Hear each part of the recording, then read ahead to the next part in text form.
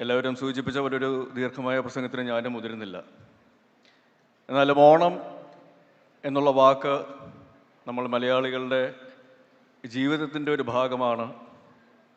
കാലങ്ങൾക്കതീതമായി, വേഷങ്ങൾക്കതീതമായി, രൂപങ്ങൾക്കും ഭാവങ്ങൾക്കും അതീതമായി മലയാളികൾ ലോകമെമ്പാടും ആഘോഷിക്കുന്ന ഒരു ഉത്സവമാണ്.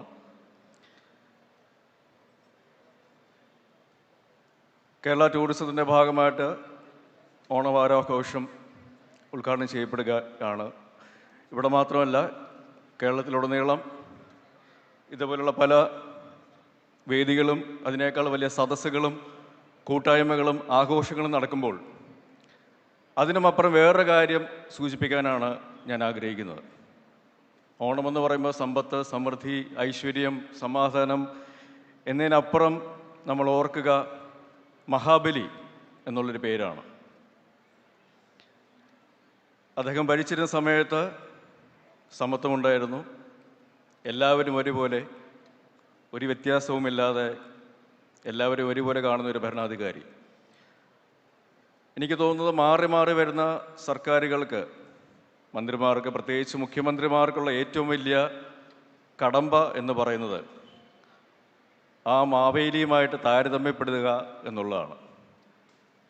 ആ ഒരു കമ്പാരിസൺ, അല്ലെങ്കിൽ അന്ന് അദ്ദേഹം എങ്ങനെയാണ് ഭരിച്ചിരുന്നത്, അന്ന് കേരളം എന്തായിരുന്നു, സുന്ദരവും സുരഭിലവും സമത്വവും സമൃദ്ധിയും നിലനിന്നിരുന്ന ഒരു കേരളം, അതെങ്ങനെ ഈ കാലഘട്ടത്തിൽ മാറി വരുന്ന സർക്കാരുകൾക്ക് സ്ഥാപിക്കാൻ സാധിക്കും, അല്ലെങ്കിൽ കൊണ്ടാടാൻ സാധിക്കും എന്നുള്ളതാണ് ഈ ആഘോഷങ്ങൾക്കപ്പുറമായിട്ട് എനിക്ക് ഓർമ്മ വരുന്നത്. കാരണം ഒരു നല്ല ഭരണാധികാരി കാലങ്ങൾക്ക് അതീതമായി എന്നും ഓർമ്മിക്കപ്പെടും, അല്ലെങ്കിൽ ആഘോഷിക്കപ്പെടും എന്നുള്ളതിൻ്റെ ഏറ്റവും വലിയ ഉദാഹരണമാണ് മഹാബലി ആഘോഷിക്കുന്ന ഓണം. അപ്പം അതുകൊണ്ട് തന്നെ മലയാളികൾ ആഘോഷിച്ചിരുന്ന ഓണത്തിൻ്റെ എല്ലാ സമൃദ്ധിയും ഐശ്വര്യവും സമാധാനവും ഈ മാറി വരുന്ന ഭരണ സംവിധാനത്തിലൂടെ നമ്മളെ ഭരിക്കുന്ന ഭരണാധികാരികൾക്ക് കൊണ്ടുവരാനായിട്ടുള്ളൊരു അനുഗ്രഹം ഉണ്ടാവട്ടെ എന്ന് ആത്മാർത്ഥമായിട്ട് ആഗ്രഹിക്കുന്നു, പ്രാർത്ഥിക്കുന്നു. നേരത്തെ മുഖ്യമന്ത്രി സൂചിപ്പിച്ച പോലെ കേരളം ടൂറിസം ഭൂപടത്തിൽ ഏറ്റവും മുൻനിരയിൽ നിൽക്കുന്ന ഒരു പ്രദേശമാണ്. ഞാൻ വരുന്നത് ആലപ്പുഴയിൽ നിന്നാണ്. എൻ്റെ ജന്മനാട് ആലപ്പുഴയാണ്. കിഴക്കിൻ്റെ വെനീസ് എന്നാണ് ആലപ്പുഴ അറിയപ്പെടുന്നത്. പക്ഷേ ഞാൻ വെനീസിൽ പോയിട്ടുണ്ട്. അവിടെ കണ്ട കാഴ്ചകൾ വെച്ച് നോക്കുകയാണെങ്കിൽ വെനീസിനെ പടിഞ്ഞാറിൻ്റെ ആലപ്പുഴ എന്ന് പറയേണ്ട ഒരു അവസ്ഥയിലേക്ക് കേരളം വന്നിട്ടുണ്ട് എന്ന് പറയുമ്പോൾ അത് ഒരു മലയാളി എന്നുള്ള രീതിയിൽ നമുക്ക് എന്നും അഭിമാനിക്കാവുന്നൊരു കാര്യമാണ്. ടൂറിസം എവിടെയുണ്ടോ അവിടെ ലഹരിയുടെ ഒരു ആധിക്യം ഉണ്ടാവാനുള്ള സാധ്യത വളരെ കൂടുതലാണ്. അവിടെയാണ് നമ്മുടെ സർക്കാർ കൊണ്ടുവന്നിട്ടുള്ള തൂഫാൻ എന്ന പദ്ധതിയുടെ പ്രാധാന്യം മനസ്സിലാക്കേണ്ടത്. ഇന്ത്യ ലോക ജനസംഖ്യയിൽ ഏറ്റവും മുന്നിൽ നിൽക്കുന്നതാണ്, ഒന്നാമതാണ്. ജനസംഖ്യയുടെ ശക്തി എന്ന് പറയുന്നത് ജനങ്ങളുടെ എണ്ണത്തിലല്ല, അതിലുള്ള ചെറുപ്പക്കാരുടെ എണ്ണത്തിലാണ്, ശക്തിയിലാണ് അത് അളക്കേണ്ടത്. അങ്ങനെയുള്ളൊരു യുവതലമുറയെ ലഹരിയുടെ അടിമത്തത്തിലേക്ക് വീഴുമ്പോൾ അതിൽ നിന്ന് അവരെ കരകയറ്റുവാനായിട്ട് ഏതെല്ലാം രീതിയിൽ അവരെ നല്ല ജീവിതത്തിലേക്ക് കൊണ്ടുവരാൻ സാധിക്കും എന്നുള്ളതിൻ്റെ ഒരു ഉത്തമ ഉദാഹരണം കൂടിയാണ് തൂഫാൻ പദ്ധതി. അതിനോടനുബന്ധിച്ചൊരു രസകരമെന്ന് പറയുന്നില്ല, ഞാൻ ഈ അടുത്തൊരു സ്ഥലത്ത് ഷൂട്ടിങ്ങിന് പോയപ്പോൾ അവിടെ കുറച്ച് അന്യസംസ്ഥാന തൊഴിലാളികൾ അവരുടെ അടുത്ത് വന്ന് സംസാരിച്ചു. അപ്പോൾ അതിൽ ഒരാൾ പറഞ്ഞു, മേ ആപ്കാ ഫിലിംസ് ബഹുത് ദേഖ്തേ ഹൂ, മേ ആപ്കാ ഫാൻ ഹൂ എന്ന് പറഞ്ഞു. അപ്പോൾ ഞാൻ ചോദിച്ചു, തൂഫാൻ ഹേ എന്ന് പറഞ്ഞപ്പോൾ തന്നെ 5 അതിഥി തൊഴിലാളികൾ അവിടെ നിന്ന് ഓടി രക്ഷപ്പെട്ടു.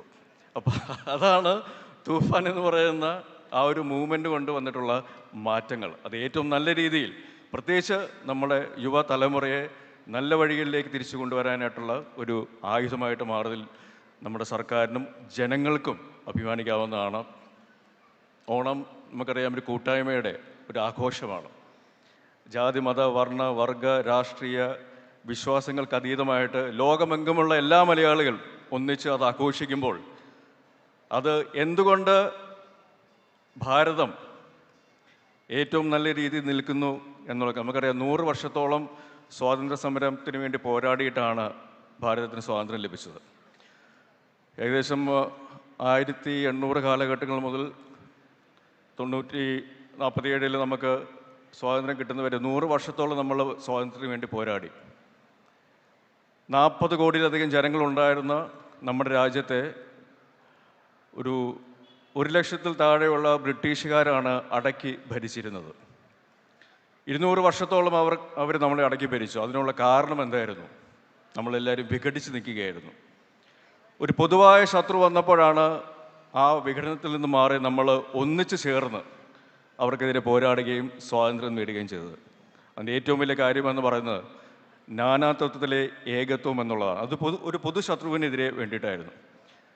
കേരളത്തിൻ്റെ ഒരു പ്രത്യേകത നോക്കുകയാണെങ്കിൽ ഈ ഒരു നാനാത്വത്തിലെ ഏകത്വം നമ്മൾ ഓണാഘോഷ പരിപാടികളിൽ ഓണത്തിൻ്റെ കാലഘട്ടങ്ങളിൽ നമുക്ക് വളരെ വ്യക്തതയോടെ വളരെ ഉയർത്തി കാണിക്കാവുന്ന ഒരു കാര്യമാണ്. അത് സന്തോഷത്തിന് വേണ്ടി നമ്മൾ ഒന്നിച്ചു ചേരുമ്പോൾ വിശ്വാസങ്ങൾക്കതീതമായി, പ്രത്യയശാസ്ത്രങ്ങൾക്കതീതമായി, വർണ്ണവർഗ വിവേചനങ്ങൾക്കതീതമായി ലോകമെങ്ങുമുള്ള എല്ലാ മലയാളികളും ഒത്തുചേരുമ്പോൾ ഭാരതം ഏത് രീതിയിലാണോ യൂണിറ്റി ഇൻ ഡൈവേഴ്സിറ്റി എന്നൊരു വാക്ക് ആഘോഷിക്കുന്നത്, അതേപോലെ ആ നാനാത്വത്തിലെ ഏകത്വം ഈ ഒരു സന്തോഷത്തിൻ്റെ കൂട്ടായ്മയിലൂടെ ഓണം എന്ന് പറയുന്ന ഒരു ആഘോഷത്തിലൂടെ നമ്മൾ ഒന്നുകൂടി ഉയർത്തി കാണിക്കുകയാണ്. സുഹൃത്തുക്കളെ, നിങ്ങൾക്ക് എല്ലാവർക്കും എല്ലാവിധ ആശംസകളും നേരുന്നു. ഈ ഓണത്തിൻ്റെ മാത്രമല്ല, ജീവിതത്തിലുടനീളം നിങ്ങൾക്ക് സമ്പത്തും സമൃദ്ധിയും സന്തോഷവും ഐശ്വര്യവും ഉണ്ടാകട്ടെ. നന്ദി, നമസ്കാരം, ജയ് ഹിന്ദ്. നന്ദി ശ്രീ കുഞ്ചാക്കോ.